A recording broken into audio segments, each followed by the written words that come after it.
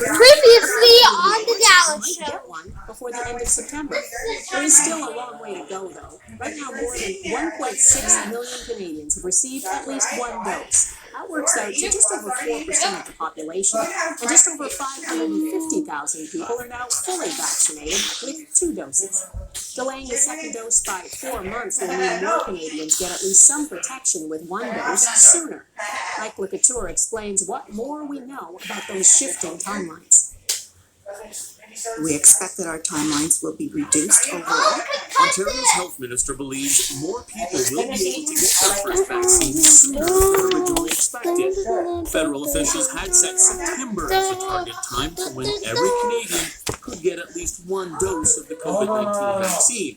But new guidance from the National Vaccine Advisory Panel suggesting a longer lag time between doses means more people could be protected earlier. We would be able to cover, the vast majority of the teen population or the same population in a sort of advanced timeline, or moving it up by several weeks. When pressed, Dr. New refused to be more precise, but one Atlantic premier already has a date circled on the calendar. We should be able to get every Nova Scotian their first dose by the end of June. Saskatchewan is looking at the same time frame. Now, the accelerated timeline is also being helped by increased delivery of vaccines. It's expected Canada will get 769,000 doses of the Pfizer-BioNTech vaccine per week for the first 2 weeks of April.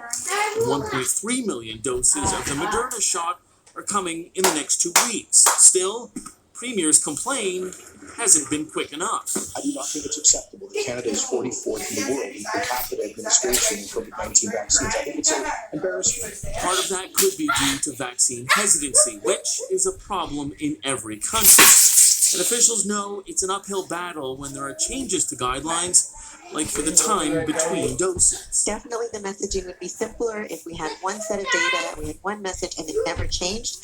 But that's not what science does. People have to understand science is an evolving thing. What is true today may be altered tomorrow when we learn something more. The Health Canada says approval of the single-dose Johnson & Johnson vaccine should be coming within the next week. However, delivery of those shots may only start in April at the earliest. Donna? Okay, Mike LeCouture in Ottawa tonight. Thanks. Health Canada has taken steps to fast-track the approval of booster shots for the new variants of concern. The agency says if manufacturers of already approved vaccines come out with a booster shot, they will not have to go through a brand new approval process. Instead, they will have to provide proof showing the booster is safe and effective. The move by Health Canada should help speed up the rollout if updated vaccines are developed. In Edmonton, a senior's home is facing serious questions after an outbreak involving one of the highly contagious variants. So far, 36 staff and residents at the Churchill Manor have tested positive for the virus. At least 19 are confirmed variant cases. The daughter of one of the residents who tested positive says the home began easing COVID-19 rules 2 weeks ago before residents were fully vaccinated. I don't know what made them do this, but someone has to be accountable. Because there's no doubt in my mind that the COVID came in because they opened everything up too fast.